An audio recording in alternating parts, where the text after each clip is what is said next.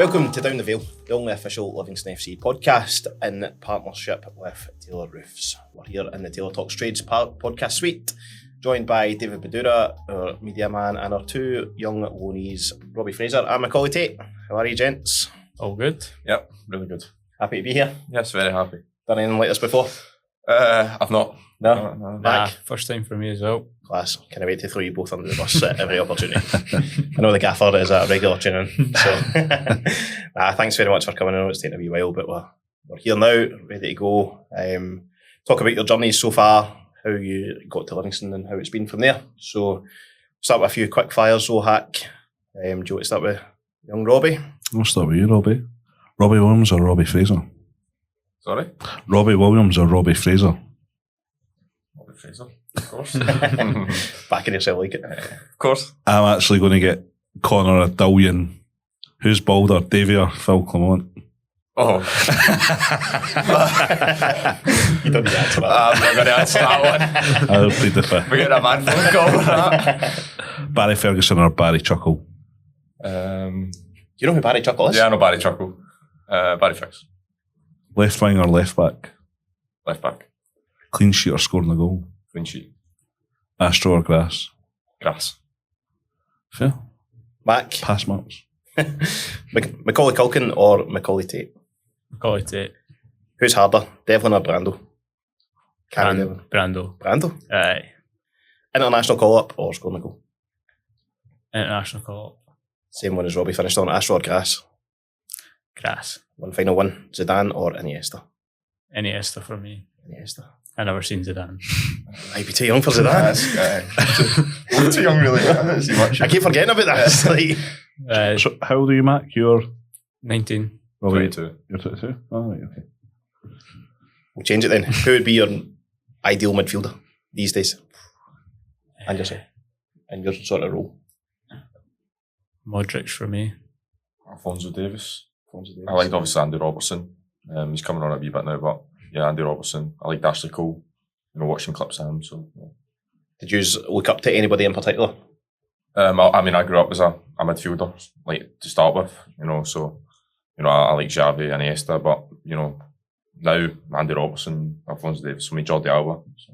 Very, very good. Back. Iniesta and Modric for me. Quite small in midfield, so aye, for them, they two for me. Hack. Franco Baresi or something like that. I'm not that old. Come on, give it a chance. 1972. It's Davy Bingham still. It's still Davy Bingham. David Bingham. I was Davy Beckham. Like, that was for me. Aye. Yeah. Had the hair, boots, The breads. Everything that came with. just on the talent. Robbie joined the Rangers Academy at 7. Rangers fan growing up. Yeah, certainly was. Had a season ticket, went all the games, probably from the age 3-4, mum and dad, brother. Yeah, it's been all around me, family. My grandpa's the biggest Rangers fan you'll ever meet. So, yeah, obviously getting to play for the club, going to the games, I was just surrounded by everything Rangers. And yeah, to us, still a Rangers support. And, obviously I want the club to do the best. Can you put it in a sort of context at that age? Do you understand what you're actually getting yourself into? Yeah, you do see once you're right in amongst it and you feel the passion of the fans and, the demand to win every day. If you draw a game, lose a game, it's the end of the world. That is the worst that can happen at the club. And yeah, I feel the demand every day, being a Rangers fan. As a wee kind of boy, kind of growing up in that sort of environment, who did you look up to? Going to the games, I like to watch Stephen Davis, your David Weers and all that, and Chris Boyd's at the time. So yeah, about 1 million goals for 6 yards out. Yeah, no. I used to just love going to the games. My Rangers top on, and it was brilliant. Did you have anybody in the back? I think I had a top me Novo in the back actually. Yeah, I think I did. But yeah, so many memories going to the games. Champions League nights, and yeah, and I obviously dreamed one day that I could be in the pitch, and was fortunate enough to achieve that. Absolutely, very good. Mac, Lock-End Boys Club for you? Yeah. Started at Arniston and then joined over at Lock End. How did the move to Celtic after that? Is that right? Yeah, they came and watched me play at Lock End and then took me along to Grangemouth. So I went there for 6 months to a year, I think. Is that still a thing? So I asked Andrew Shinnie. So Andrew Shinnie got picked up when he was up at Aberdeen by Rangers, but they ran kind of camps in Aberdeen for Rangers players essentially, so kind of North East or whatever it was. Is that still a sort of thing? It was when because Rangers had one at Foresters High School as well, so I think so. Aye. Rangers have a few in different areas. Yeah. Aye, Shins was touched on that quite a lot. I went to one of those camps when I was younger. Just saying, aye. Who led it? You know? Or was there anybody within it that made it? Who was it? The assistant manager at Partick? Jed, I want to say. Jerry Britton? No. Didn't that right? Jerry McCabe? I think he passed away recently. Anyway, I went to one of their camps and I was class. Nice and morbid, eh? Did you kill him? Just for your lack of ability? No, I was actually one of the best players there, to be fair. But no, I can't mind his name. It's going to annoy me now. Aye. But I went to one of our camps in Edinburgh. Did you? Very good. I did not. I tend to any level of camp. The SFA summer camp here and there. That was about me. How did the move to Hearts come about? They were actually the last to come in for me, so I was at Rangers as well, and then near the end of the game they came and took 3 years for Lochend, and we all went together. Trained for a while, and then obviously it was during when they got the minus 15 points and all that, so it was a wee bit up in the air. But they came in and then stuck ever since. Yeah. Not got rid of me. So, see on that, Macaulay, see the 3 guys that went, did you play with anyone when you were younger that maybe went on to potentially be involved at clubs like yourself? There's quite a few still at Hearts that was in my younger age groups, which is nice. Finlay Pollock, he was there for young. Yeah, I think there's a few. They hurt himself recently, is he? He's done his hamstring. Quite bad. Was it? Probably same question for you then, Robbie. Did you have anybody in your kind of age group that kind of burst through as well? Did you burst on it, is he? I burst on it, is he diving header? Could have got Phil Meeks. I actually shared the pitch on my debut with Cole McKinnon. He was on loan at Ayr, and obviously I'd known him since 15 when he came in. Getting to play with him through the years, and boys like Adam Devine, Leon King as well, still contracted at Rangers, and we actually had a really good group at my age growing up. Obviously still a few at the club. There's boys out and playing first team football elsewhere, and I had a really good close knit group. Actually, it wasn't just like an individual or a couple. There was actually 4 or 5 of us that kind of broke through it around the same time. Aye, makes a big difference, doesn't it? Yeah, absolutely. You get that. When you're going round to the first team to play, you've got that. The few boys to just kind of like speak to and help you through it as well. Going into a senior dressing room and things like that. As absolutely. As a wee boy, makes quite a difference. It's probably one for both of you, to be fair, in terms of height, stature, and everything that comes with it. Does that make things more difficult? Yeah, it does. Certainly does. You just getting diagged on all the time. See, to be honest, I actually really, really enjoy that part of the game. I actually enjoy when the goalie puts it one side and he's coming towards me. I really enjoy it. I embrace it. Because more often than not, I actually tend to win a lot of headers than lose them, funnily enough. Because people just look at me and go, oh, you might lose that. It's the first thing I noticed at Queen's Park, to be fair. I think that was your debut. I see me win every header that game. You just won about everything. I was like, Robbie's got a jump on him. Nah, but I enjoy it. It shows you that they maybe don't look at my game too much. They don't do their analysis on me. So I think at me being the commentator. That's a massive thing at you, Con. As I said, something I embrace. Aye. Mac? I've always had to deal with it for the young age, always been the smallest, so it's always been used to it. Always had to be quicker in the mind than everyone else, so I've just embraced it. And then, like when they set up for goal kicks, I quite like when Danny and Gowser shout their name and I can just run away. I can agree with that as well. It's quite nice as well. I'll just go and take up my second position here and get ready to go. Yeah. So, one question. Did you ever play against each other? I think we would have. Yeah, we definitely would. In the B teams in the Lowland League. Played each other 4 times, 2 years. So, yeah, we definitely would have. Oh, you would have crossed paths, eh? Yeah. The game I actually played against Hearts Rangers, you didn't play that one, did you? So that was quite unfortunate. So I was on the bench. Yeah. That'd be nice to play against you. How is B team football? I mean, you get like the technical aspect, but I feel you need push more. I feel I feel for the really young ones, growing up 17, 18, it's really good. But I feel when you get to that, age 20, I would say you really need to be pushing for first team. Yeah. I feel they need to, find a balance in Scottish football where more players are getting into senior football and they're not getting held back. Yeah. That's my opinion. Yeah. Nah, for me, I started when I was 16, 17, so it's perfect for me to take that wee step up into men's football and being able to do it in your environment at Hearts. So you're not going into a men's change room straight away, which is, I think was the main thing, was really good for me. Getting used to that physical bit where they're kicking it, they're like it is in the Championship. So you're getting used to that at a young age. Aye, so it's quite good. Really good. I enjoyed it. See, in terms of what is your guys' kind of mentality at that sort of age? So you're 16, you're coming up against a grown man who's played the game for the last 15, 20 years, whatever it may be. What's your mentality in that sort of stuff? Well, you see theirs is they're desperate to beat you. They treat it like a cup final every time, so they'll get beat off teenagers. So I think you have to match that, and then you have to just deal with that, and then try and let your football take over after that. Back, thoughts on B-team football? I think we've seen guys like Robbie and Macaulay, certainly like making the next stage. I think Hearts have probably been better at it. I think Harry Stone came through. Was it Callum Sandilands? Was it maybe? He just went to Montrose? Yeah. Was it at Rangers? Was he? So I think like seeing the progress of going into B team, playing in the Lowland League, then they're taking the next step, and then I would say it's ownership of the clubs to do it properly. I think that would make sense.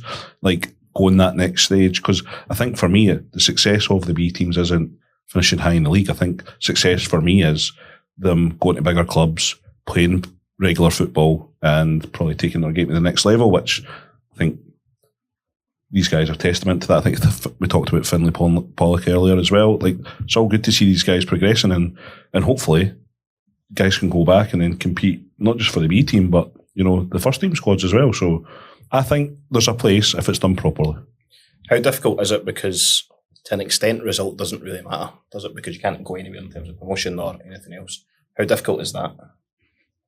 I mean, at my club, my parent club, the demand to win is through the roof, regardless of the competition or the age. So yeah, it's a tough one because you're going into every game wanting to win, needing to win almost. So yeah, I feel that there's not really any difference. You just got to win the game. Yeah. Nah, it's the same. I think everyone just wanted to win. You just want to win games of football, no matter friendlies or not. You just want to win. So I think everyone just treated it like 3 points. So on that basis that we're talking about the need to win, which I think I grew up like that, but I think, is it the need to win or progress as people, as players? What's more important for long term? Short term's a win, but the long term's becoming better players. I'd say it's getting to deal with like how you manage a game at the end.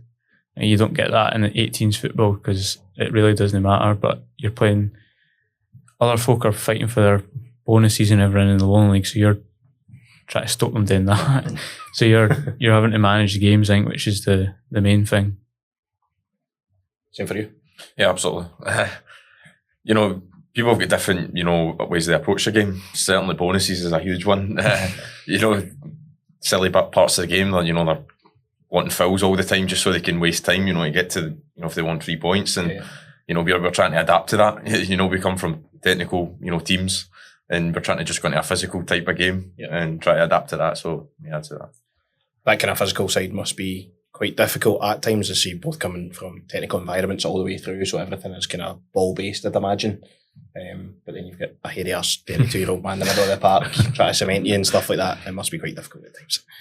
It is difficult. It took a long time for quite a lot of Hearts to change that mentality into that you actually just have to deal with that and just get through that and then play instead of try to play through it, because you're never going to win that battle. Yeah, must be quite difficult to do. Both kind of captains at that level. Did you guys kind of look up to the captains from the first team as well to try and gain experience from that? Yeah, you do. You look at who is the next captain above you. You try and look at how they go about their business on the training pitch, and how they go about in game day, how they talk on the pitch. And yeah, but I felt myself I was a really good captain at the time. I felt I led by example. I felt I was well respected. I felt like the coaching staff respected me. They asked for my input a lot, and I felt I earned that, you know, with just the way I went about. I was very hard working, very demanding on my teammates, but I believed in everybody. You know, I included everybody. I made sure everybody was on it, and I feel you just earn that by being who you are. That's it, is that standard, obviously, that Rangers drive in general, but having somebody's experience as James Tavernier above you, did you get to link in with James? Or? Yeah, obviously, training him more recently in the past year or two, I've been able to speak to him every day, and yeah, he's a good person, good captain. Obviously, his accolades, you know, the amount of goals he scored and the amount of games he's played. He's very reliable, always fit, always available. Yeah, he's a really good captain. Speaks to me really well, speaks to the players really well, and he'll be wanting more. He'll be wanting more for everybody, as any captain does. But yeah, really good role model to have. Do you guys still get that link up of kind of players at your parent clubs that just now still checking in? Or? Yeah, quite a lot of folk at Heart still message me and make sure I'm doing all right and enjoying it. So yeah, there's quite a few. That mentorship though must be massive. I think we've talked about it kind of in-house. I think Michael Nottingham taking me kind of going, I say wee Cody Stark, 8'6", but the likes of Cody Stark under his arm and things like that as well. That's really important. I think it's good for the younger guys to have somebody. I think Dave and Davey, they offered a mentorship part this season as well, which is quite good for the younger players. But on the captain side of things, you've obviously got Brando as a captain now. How's that been this season? I have enjoyed Brando being the captain. You know, coming into a team, you actually don't expect one of the younger ones to be the captain, actually. I felt, you know, I didn't actually know who the captain was before I came in, and, you know, to know it was Brando was quite a surprise, actually. But he leads in his own way. You know, sometimes you don't need captains that are demanding and shouting. You know, he actually leads by example with his energy and his aggression on the pitch, and I actually love his approach to being a captain. Macaulay? I knew Brando obviously at Hearts, and I knew what it was like and how he would approach his training and everything. So I came in knowing that he was going to be great with me and great with the boys. And like Robbie said, the way he goes into training, he treats every 50-50 in training like it's a match. Yeah. I could say like he would just go after every ball. Yeah. Where's his heart in his sleeve? It's a great trait he's got. I actually don't know how he doesn't get injured more with the way he flies into tackles, but that's just him. He'll never change, and I hope he doesn't change. We see that in the 90 minutes, isn't it? It's all kind of energy, tenacity, will to win, everything that comes with that. Is that what he is like Monday to Friday? Yeah, certainly. People forget as well, he's actually a really good player as well. Yep. He's certainly got that aggression, but he's actually a good player, good football player. So he's got both sides. He's you've maybe shifted him out his favoured position, Mac. Shifted the captain into right back, but so now both our fullbacks are getting diagged on.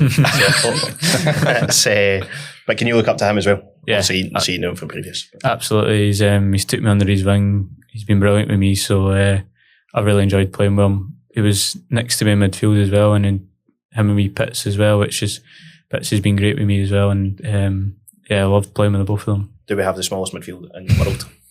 It was up there. You can say that up there. Between yourself, Pitts, Stephen Kelly's not the tallest, Brando's not the tallest. Pretty sad's a wee bit of height, but it's Robbie, Rangers kind of disbanded their B team. How did that kind of come about? I think they just slowly started to realise that the players in the building weren't getting enough games. There wasn't enough progression. You know, coming out of the loan league, I felt they had a plan, and it maybe wasn't right. I think they had in their head that it could have been really beneficial, but it turned out it maybe wasn't.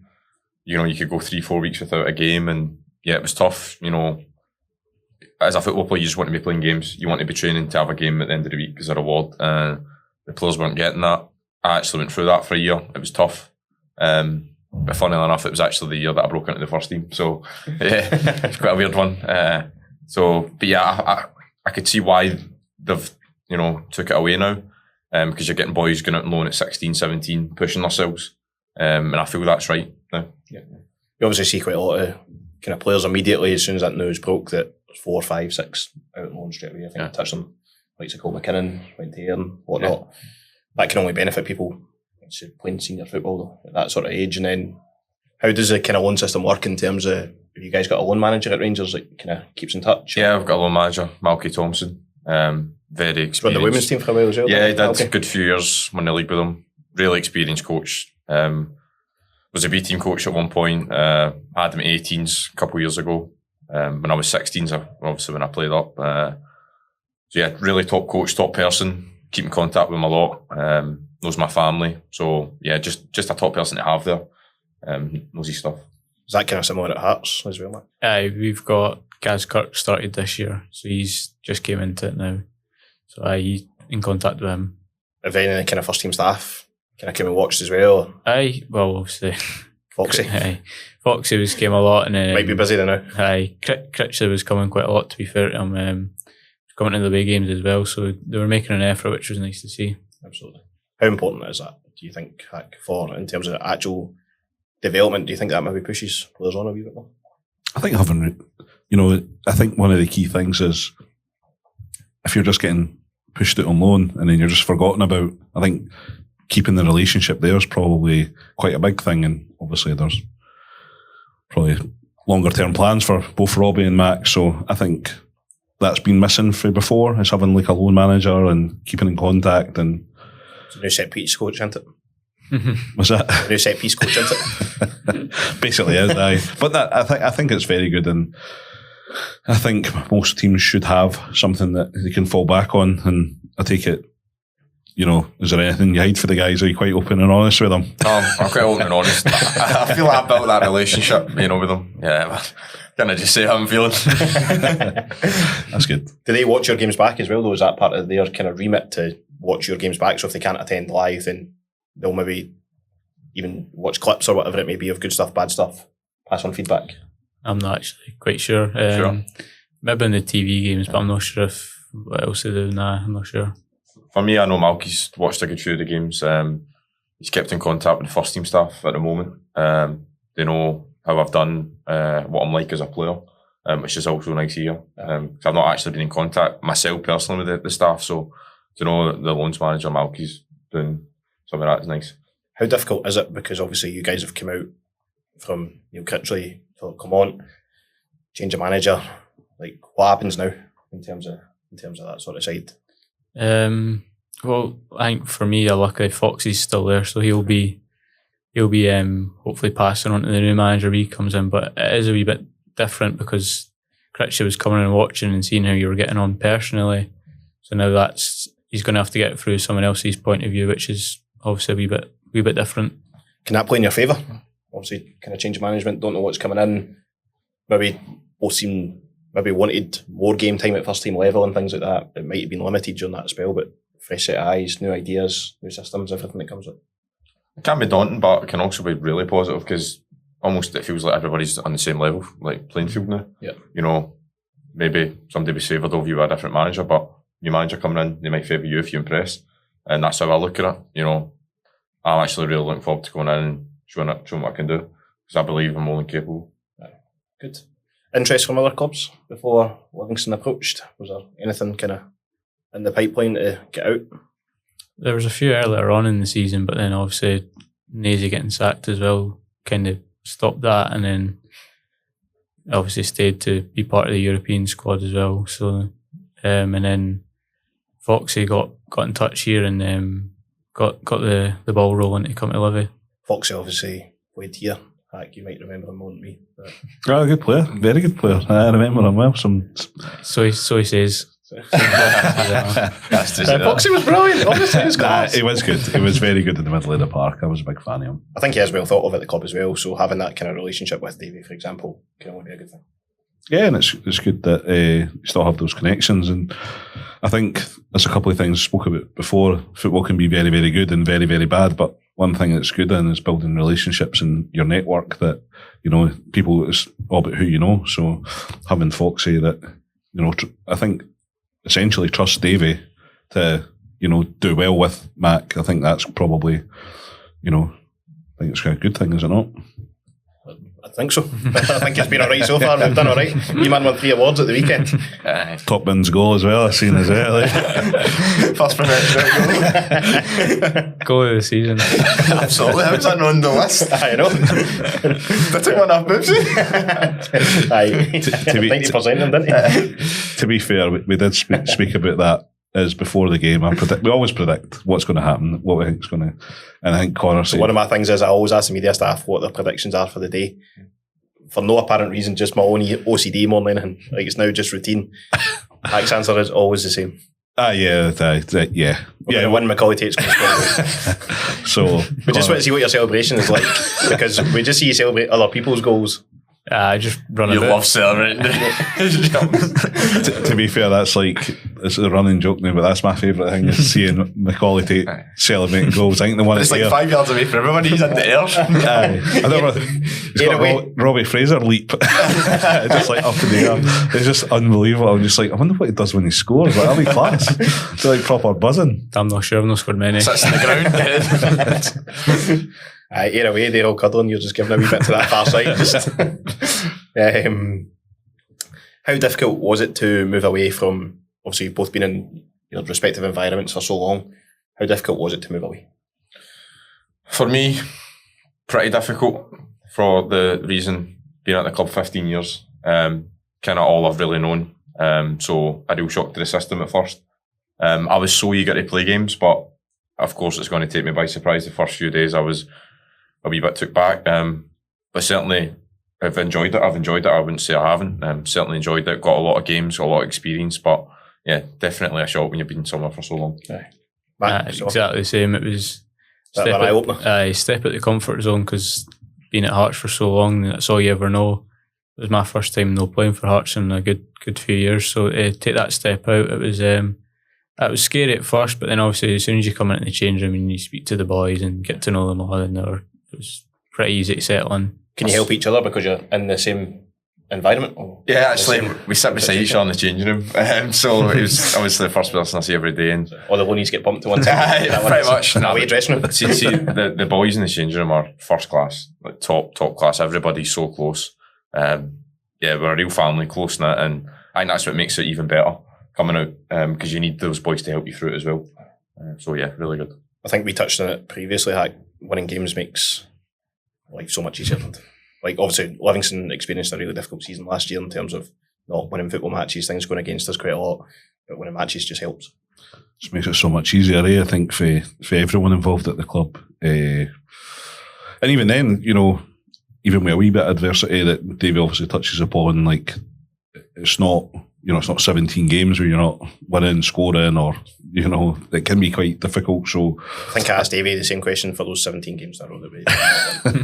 But I think for these guys, it's probably quite a good thing is, like, it's been a relatively positive season. It's been quite good in terms of, like, there's only been 7 losses, I think it was, and probably all close games apart from maybe Dunfermline away, but even then probably not had to really deal with adversity, which is probably good for you guys. But when morale's down and there's probably a wee bit that's probably missing, but that's probably, I mean, as a club, that's what you're wanting. You're not wanting to lose any games, but away from that, I think it was quite difficult last year, obviously, in terms of, say, losing football matches. But I think David touched on it a few times that if you go to an Ibrox, a Parkhead, a Tynecastle, an Easter Road, whatever it is, somebody's shouting at you, but it's almost muted out because there's so many people within the ground. Where here, because there's not as many supporters, you can almost hear every insult, every shout, every whatever that may be. But see on the back of that, guys. If it was anybody, it was him. It absolutely wasn't me. I'm too busy tweeting. But what I will say is, you've obviously played at, I think, was it Ainslie Park, Macaulay, in the B teams. There's not been that many people there. What's been your best shout that you've heard for a supporter, like good or bad, if you can say it? What was the wee Russian guy? Yes, Mac, do it. Is it? No, he was like the wee meme guy that goes about with the Hasbulla. That's right. I got called Hasbulla. You got that's right. Have you seen the comparison of Davy Martindale and Hasbulla? Nah. Go and check it out. Right answer. Get it on our TikTok. I think actually Davy brings it out, so he's doing a pre-match. and he goes and gets his phone, and his daughter's FaceTimed him, and it's just like a picture of Hasbulla next to Davy's face, and it is identical. It is class. It's absolutely class. Probably didn't call him it. Because I think for an element, like, you guys will probably hear quite a lot. Like, how does it affect you? Is it, I mean, some of them are really funny. Like, no matter someone's battering you, it's quite funny. I mean, I've been at a lot of junior games, and the shouts for all the old guys are unbelievable. Like, so funny. And I'm just like, this is class. But I'm just a fan that's paid my money to go in. Nice. You just laugh at some of them because you just ignore them. Yeah. Just get on with it. I know. Did you just have a favoured ground to play at? I actually like Tynecastle. Quite close. My first touch, I've tried to clear it and it's went out for a throw in. I'm going to pick the ball up and there's just a family at the front that came with pelters. No, but I enjoyed it because I had a pretty good game that day. We drew the game for each, but I had a good game and I just enjoyed how close they are. You can hear everything they're going to say to you when you're going to pick the ball up. It is so tight. Yeah, it's good. I think you see it on the telly all the time, like where the cameras are situated, like people just leaning over the wall and they're far apart from each other. So like, close. It's mental because they wouldn't do it in the street the way. No, Like, just like walk past and there's head down, go along, but at the football, it's like, I'm going to shout in your face. Mac, favoured ground? I actually quite liked Ayers. I like playing at Ayers. Yeah. Don't know why, it just felt old fashioned, so I quite liked it. It's my favourite ground, Macaulay. So Nice answer, that old fashioned. a wee bit of character about the place. Old fashioned, it was built in 2015.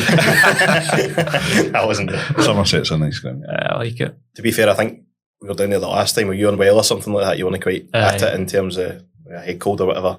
And the rain just came out of nowhere, didn't it? It was absolutely lashing down. And I don't know if you slept or get bodied, I can't remember. But you're just on the ground like I just need to get back up and go again. It's like, it was class. They've all slept at air, Macaulay, it's fine. In terms of the Trust Trophy, obviously we had a very successful kind of tournament. Robbie, we'll touch on you first. You missed out through the kind of loan agreement and stuff like that, played for Rangers before. How difficult was it watching from the stand, not being part of it?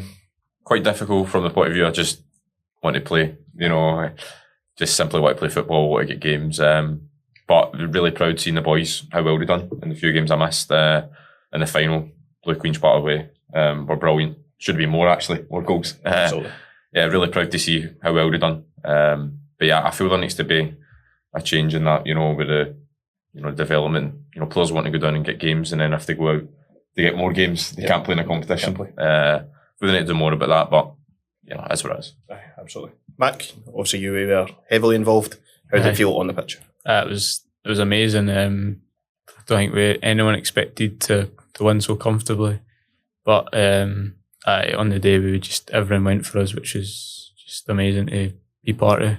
Was one of these teams we've kind of struggled against this season as well. I think we've had a few in terms of them. Morton's just kind of too many draws, but was there any sort of nerves going in from inside the dressing room coming out? Probably a wee bit, but I think in all the big games this season we've been right at it. So I think everyone had confidence in each other that when we knew we could win if we turned up, and thankfully we did. Yeah, there's a real inner belief in this group. Everybody backs ourselves. Everybody backs each other. You can see that with the position that we find ourselves in. We've got a chance to get up to the top league. And I fully believe we can do it. Absolutely. Thoughts? I think we can do it, mate. Will you be more nervous than they? Oh, the Trust Trophy was horrendous. I just a bag of nerves, just didn't know what was happening. But that was good. I think for me, that was like the first one I'd worked in. I think that was probably a wee bit special. When would I rather been it as a fan or work at it?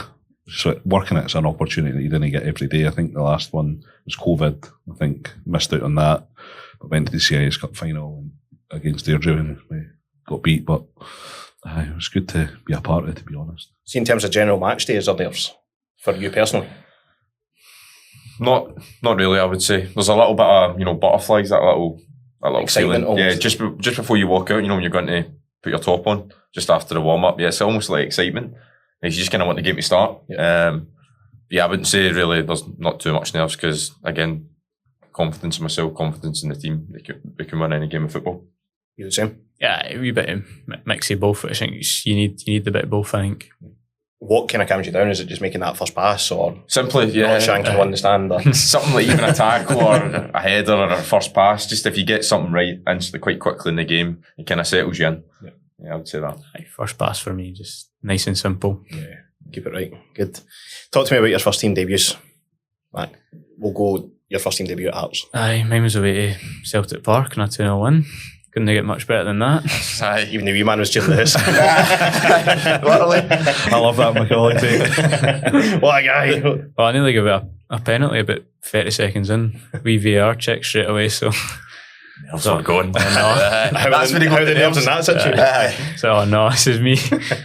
How are the nerves there? When it goes to VAR, you're 30 seconds on the patch, you're 60,000 people. Especially at Celtic, you're going, this is definitely... You're just thinking, aye, that's going to get given. Nah.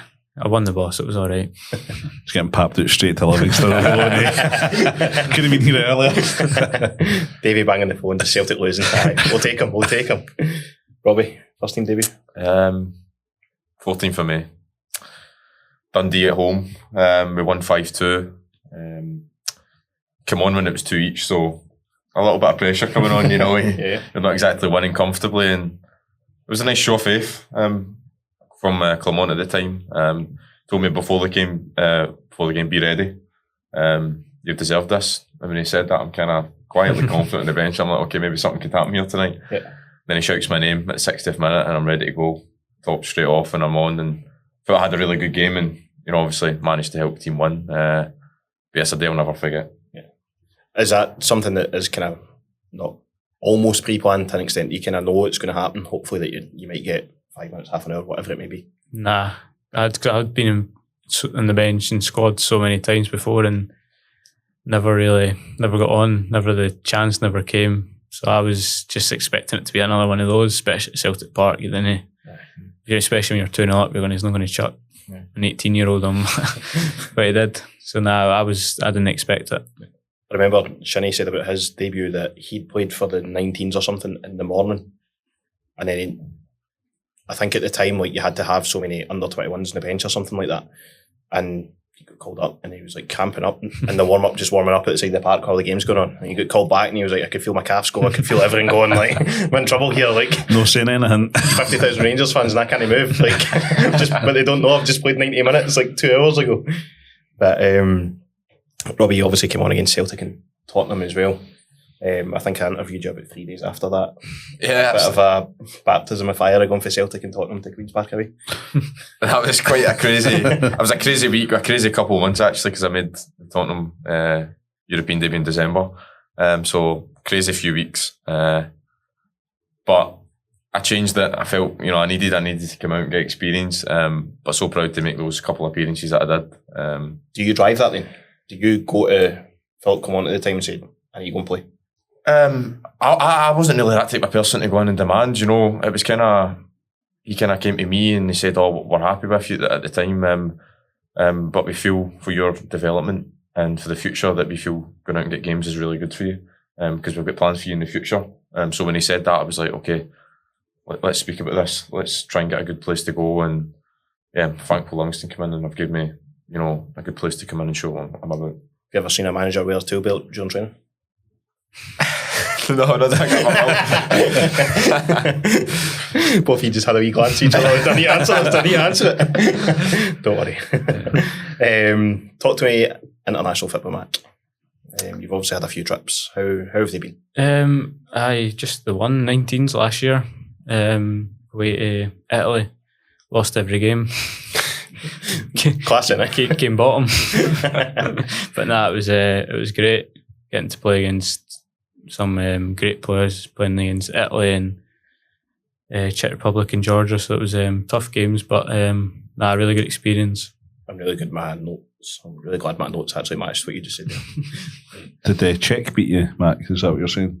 Aye. That's class. That's fine. He's half Czech. Probably a couple of caps yourself as well? Yeah, 21s.